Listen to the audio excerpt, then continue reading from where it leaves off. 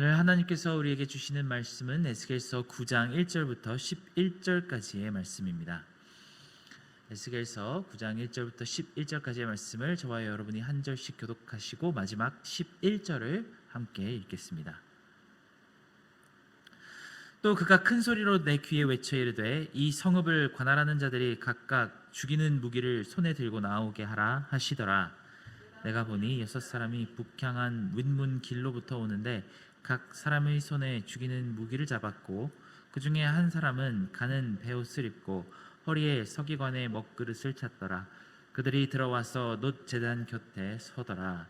그룹에 머물러 있던 이스라엘 하나님의 영광이 성전 문지방에 이르더니 여호와께서 그 가는 배에 옷을 입고 서기관의 먹그릇 찬 사람을 불러 여호와께서 이르시되 너희는 예루살렘 성읍 중에 성행하여 그 가운데 행하는 모든 가증한 일로 말미암아 탄식하며 우는 자의 이마에 표를 그리라 하시고 그들에 대하여 내 귀에 이르시되 너희는 그를 따라 성읍 중에 다니며 불쌍히 여기지 말며 긍휼을 베푸지 말고 쳐서 늙은 자와 젊은 자와 처녀와 어린이와 여자를 다 죽이되 이마에 표 있는 자에게는 가까이 하지 말라.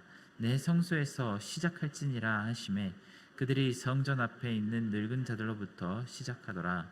그가 또 그들에게 이르시되 너희는 성전을 더럽혀 시체로 모든 뜰에 채우라. 너희는 나가라 하시매 그들이 나가서 성읍 중에서 치더라. 그들이 칠 때에 내가 홀레 서 있는지라 엎드려 부르짖어 이르시되 아하 주 여호와여 예루살렘을 향하여 분노를 쏟으시오니 이스라엘의 남은 자를 모두 멸하려 하시나이까. 그가 내게 이르시되 이스라엘과 유다 족속의 죄가 심히 중하여 그 땅에 피가 가득하며 그 성읍에 불법이 찼나니 이는 그들이 이르기를 여호와께서 이 땅을 버리셨으며 여호와께서 보지 아니하신다 함이라. 그러므로 내가 그들을 불쌍히 여기지 아니하며 긍휼을 베풀지 아니하고 그들의 행위대로 그들의 머리에 갚으리라 하시더라. 함께 읽겠습니다. 보라 가는 배 옷을 입고 허리에 먹그릇을 찬 사람이 복명하여 이르되 주께서 내게 명령하신 대로 내가 중행하였나이다 하더라. 아멘. 프랑스 파리에 가보면 노트르담 성당이라고 하는 아주 유명한 성당이 하나가 있습니다. 약 10여 년 전에 커다란 화재로 많은 부분이 불타 파괴되었다는데 요즘은 그래도 거의 전부 복구가 되었다고 합니다. 이 성당의 입구에 보면은 커다란 문이 3개가 있는데 그 중에 가장 중앙에 있는 문의 이름이 최후 심판의 문이라고 합니다. 이 위에는 심판날에 주님께서 사람들을 깨우시며 좌편에 천국으로 인도해 가거나 아니면은 오른편에 지옥으로 마귀와 함께 집어넣으시는 그런 형상이 아주 세세하게 조각되어 있습니다.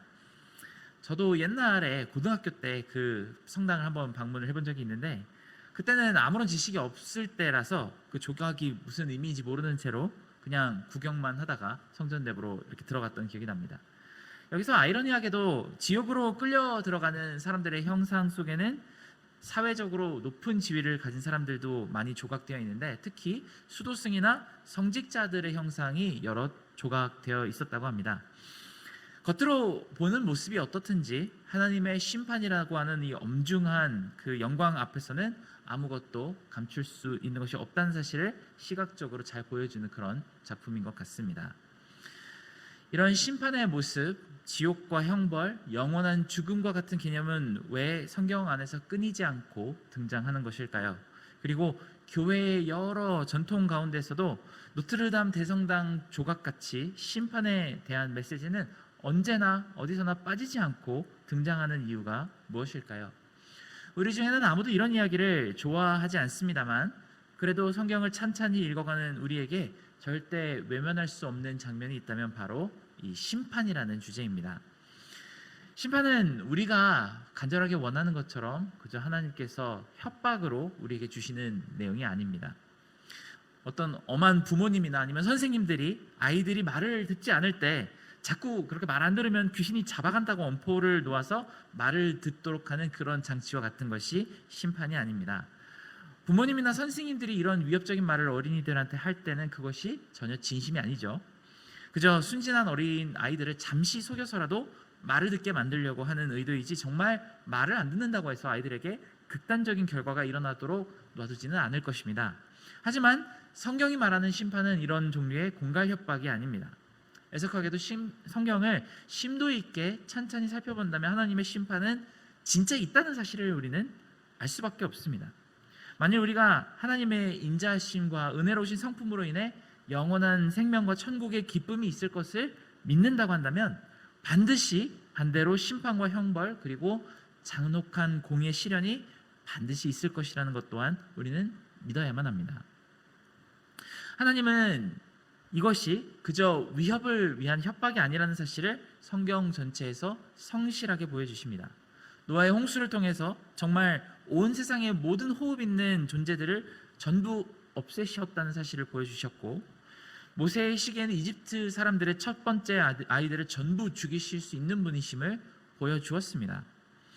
그 모든 사람들이 죽은 이유는 단 한 가지입니다. 마음이 완악하고 고집스러워서 하나님의 경고를 끝까지 듣지 않았다는 이유입니다. 그리고 가나안 땅으로 나아가며 여호수아의 리더십 아래에 우상을 숭배하고 하나님 모욕하던 가나안 백성들 또한 처참하게 살해를 당했습니다. 이 과정 가운데 하나님께서는 만일 이스라엘 백성이 가나안 사람들과 똑같이 행동한다면 반드시 같은 보복을 당할 것이라고 경고하셨습니다. 그런데 정말 안타깝게도 이스라엘 백성들은 그 전에 자신들이 진멸했던 가나안 백성들보다도 더 음란하게 우상을 섬겼습니다. 어제 이재한 목사님의 말씀을 통해서 우리가 들었던 것처럼 음란하게라고 하는 이 성경의 표현은 영적인 음란을 나타내기도 하고 육체적인 음란을 나타내기도 합니다. 이방의 신상을 감히 하나님의 성전 안에 함께 모셔두었다고 합니다. 하나님이 가증하다고 말씀하신 그런 행동들, 그러니까 성적인 행위로 신을 섬기던 그 행위를 여호와의 성소 가까이에서 드렸다고 합니다. 그렇게 태어난 아이들을 제단에 불태워 우상에게 드렸으며 여호와의 율법은 고의로 무시하거나 불에 태워버렸습니다. 이런 악한 행동을 멈추려고 목소리를 높이던 선지자들은 박해하고 가두고 죽였으며 여호와의 눈에게 보이시기에 죄로 멸망당했던 가나안 땅에서 했던 그 모든 행동들보다 더 악한 행실이 이스라엘 가운데 있었습니다. 이런 상황에서 하나님은 그저 허허 웃으며 가만히 계실 수 있으실까요? 만약에 이런 상황 가운데서도 이 백성들을 인자로 내버려 두신다면 하나님은 정말 전능하시고 공의로우신 하나님이라고 말할 수 있을까요? 오늘 말씀에 나온 심판은 마치 여호수아가 가나안 땅을 정복할 때 그들을 남녀노소 구분하지 말고 진멸하라고 하셨던 하나님의 명령과 비슷한 점이 참 많습니다. 그 도시에 사는 모두를 전부 없애버리라고 하나도 남김없이 죽이라고 하십니다. 많은 현대 기독교인들은 성경을 읽을 때 이 부분을 보고 굉장히 불편한 마음을 가질 것입니다. 단편적으로만 볼 때 이 장면은 정말 진노하신 하나님의 심판을 보며 하나님은 잔혹하시고 피를 좋아하시는 악신이 아닌가를 고민할 수 있는 그런 장면이 오늘 말씀 속에 담겨 있습니다.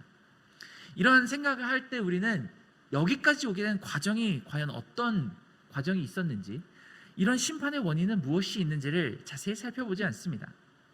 하지만 하나님은 아주 긴 지면을 통해서 이들의 죄가 무엇인지를 알게 하셨습니다. 성경을 긴 호흡을 가지고 꼼꼼히 읽어보는 사람이라면 이스라엘 사람들에게 동정하는 마음을 가지기가 참 어려웠을 것입니다. 그렇게 불순종하며 수많은 악을 일삼더니 이렇게 오랜 시간 동안 하나님을 실망하게 만들더니 결국은 이렇게 될 줄 알았다라는 반응을 보이게 될 것입니다. 오늘 같은 심판의 말씀을 성경 속에서 보며 하나님의 인자하심과 은혜의 깊이에 의문이 드는 분들이 계시다면 두 가지를 명확하게 기억하기를 바랍니다. 우리는 하나님의 심판에 대해 판단할 자격이 없습니다. 하나님은 어떻게 그렇게 잔혹하시게 피를 즐기시며 사람들을 심판하시는지 우리는 판단할 수 있는 자격 조건이 없습니다. 그분의 위치와 우리의 존재적 가치가 너무나도 크게 차이가 나서 우리가 판단할 수 없는 것이 아닙니다. 그분은 창조주시고 우리가 피조물이라서 판단하지 못하는 것이 아니라 하나님의 심판에 대해 우리가 아무 말 하지 못한 이유는 바로 우리가 그 심판을 받아야 할 죄인이기 때문입니다. 하나님이 죄인을 영원한 형벌로 집어넣으시며 끊임없는 고통으로 죄값을 치르게 하신다면 그것은 하나님이 악하셔서가 아니라 죄인이 악하기 때문입니다. 만약에 어떤 법정에서 커다란 형벌을 구형받은 죄인이 있다고 하겠습니다. 그 죄인이 그 형벌을 구형받은 이유가 판사가 악하기 때문일까요? 그렇지 않습니다. 피고인이 그만큼 커다란 죄를 지었기 때문입니다. 이스라엘 백성이 이렇게 처참한 심판을 마주하게 된 것도, 그리고 우리 세계의 끝에 상상하지 못할 만큼 커다란 재앙이 있을 것도 전부 하나님이 악하셔서가 아니라 그만큼 사람의 죄악이 컸기 때문입니다. 그러니 하나님이 내릴 심판으로 하나님의 선하심을 판단할 수는 없습니다. 그 심판의 무서움과 심판의 크기는 전적으로 우리의 죄가 얼마나 큰지를 나타내는 척도에 불과합니다. 하나님은 그 심판에 대해서 우리가 어떤 판단을 하던 조금도 신경 쓰지 않으십니다. 노아 홍수 시기에 물로 인해 죽어가던 사람들이 아무리 하나님이 옳지 못하시다고 공중으로 삿대질을 하며 하나님을 비판해도 그 떨어지는 빗방울 중 하나도 멈추어지지 않았습니다. 전능하신 하나님은 우리가 판단을 받으실 수 있는 분이 아닙니다. 우리가 하나님의 판단받은 죄임을 다시 한번 기억하며 오늘 말씀을 살펴보아야만 합니다. 그리고 또 한 가지 심판을 바라보며 우리가 생각해야 하는 것은 이 커다란 심판 안에서만 우리가 발견할 수 있는 은혜가 있다는 것입니다. 특별히 한국교회 성도들은 용어의 사용 때문에 은혜에 대해서 많이 오해하는 것이 있습니다. 성경적으로 말하는 은혜는 우리가 하나님께 기도를 했을 때 그 기도를 들어주시고 좋은 것을 주시는 것을 은혜라고 말하지 않습니다. 막 성경을 읽어보면 죽을 병을 낫게 해주시고 귀신을 쫓아주시면서 그걸 사람들이 은혜라고 부르지 않습니다. 그저 하나님께서, 예수님께서 긍휼히 여기셨다고만 표현할 뿐입니다.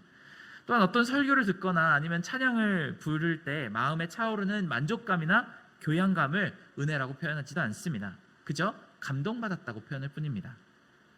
그러니 진짜 기독교 핵심 가치인 은혜에 대해서 우리가 혼동하지 말아야겠습니다. 오늘 말씀 본문 중에서 진짜 성경적인 은혜가 무엇인지를 확실하게 알려주는 본문의 대목이 들어있습니다. 바로 4절부터 6절까지의 말씀입니다.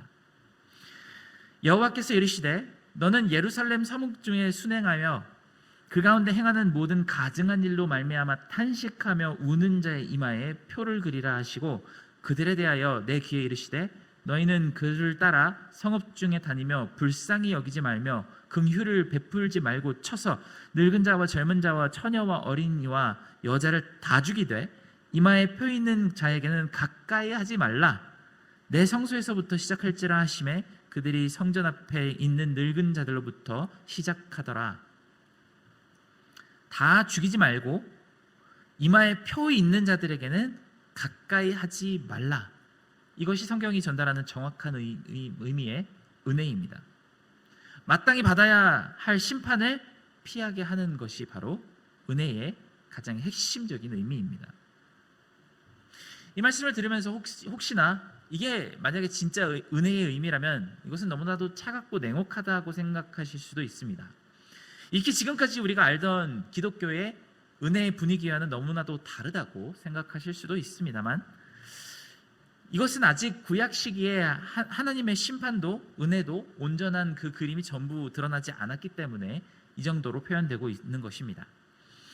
이런 은혜를 베풀게 하시는 동기로 아직 하나님이 세상을 이처럼 사랑하사라는 말씀을 에스겔의 시기에는 아직 주시지 않았고, 그래서 독생자를 주셨다라는 놀라운 기적이 아직은 일어나지 않았던 때라서 은혜에 대해서만 단편적으로 이렇게 우리는 바라보게 됩니다. 우리는 지금 우리의 시기에 은혜가 무엇인지 하나님의 독생자와 그 사랑의 희생을 통해서 우리는 은혜를 온전하게 바라볼 수 있게 되었습니다. 하지만 심판으로 인해 긍휼함을 받지 못하고 전부 죽을 운명이라는 사실을 우리가 알지 못한다면 우리가 하나님의 은혜 안에 얼마나 극적인 구조가 담겨 있는지를 이해할 수가 없을 것입니다. 신약 시대를 사는 우리에게 여전히 이 말씀 중에 받아야 할 것은 바로 4절의 표현입니다. 성읍 중에 행하며 모든 가증한 일로 탄식하며 우는 자라고 하는 표현입니다. 우리 가운데 우리의 성읍이라고 볼 수 있는 이 뉴욕 가운데 가증한 일을 우리가 보며 이 사회의 죄악을 직시해 봅시다. 참 우리 가운데서도 하나님께서 실망하실 만한 모습이 많이 있다는 사실을 발견할 수 있을 것입니다. 나는 사실은 아닌데 저 사람들만 악하다라고 할 수 있는 일들이 아닐 것입니다. 우리 시대에 가증한 일로 말미암아 탄식하며 울어야 할 일이 참 많습니다. 이것에 대해 바울은 디모데후서 3장에 이렇게 표현합니다. 너는 이것을 알라.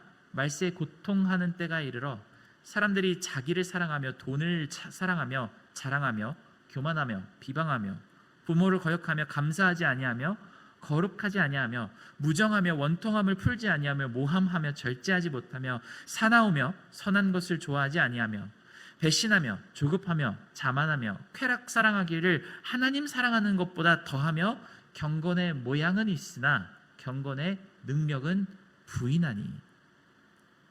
정확하게 우리 모두에게 있는 바로 그 모습을 이야기하고 있습니다. 이런 죄와 허물로부터 하나님에게 은혜를 입는 방법에 대해 에스겔서 9장의 말씀은 탄식하며 울라고 명령합니다. 우리는 회개하며 울어야 합니다. 사실 어느 때보다 이 교회 안에 더 많이 필요한 마음이 있다면 오늘 말씀에 담긴 탄식하며 우는 마음이 아닌가 합니다. 우리 가운데 무너진 재단을 다시 세우고 우리가 이 가운데 위기라고 생각할 만한 여러 가지 알람 사인들을 이겨낼 수 있는 능력은 오직 하나님의 은혜 말고는 다른 것이 없습니다. 그리고 그 은혜를 우리가 받을 수 있는 유일한 길은 탄식하는 마음, 회개하며 우는 심령으로만 시작될 수 있다고 오늘 말씀은 우리에게 강력하게 선포합니다. 함께 기도하겠습니다. 사랑하는 하나님 아버지, 우리는 하나님의 심판에 대해 이해하지 못하는 것이 정말 많이 있음을 고백합니다. 하나님, 하지만 그 심판이 하나님의 악하심을 나타내는 것이 아니라 우리가 얼마나 하나님의 거룩함 앞에서 온전히 서지 못하는 사람임을 알게 하시는 그런 도구임을 우리가 깨닫게 하시고, 우리가 오늘 말씀에 있었던 그 명령처럼 울며 탄식하고 회개하는 마음으로 우리의 죄악을 돌아보게 하여 주시옵소서. 우리를 더욱더 정결하게 하시고 더 깨끗게 하셔서 다시 살리실 하나님의 은혜에 우리가 의지하기를 원하오며 예수님의 이름으로 기도드렸습니다. 아멘.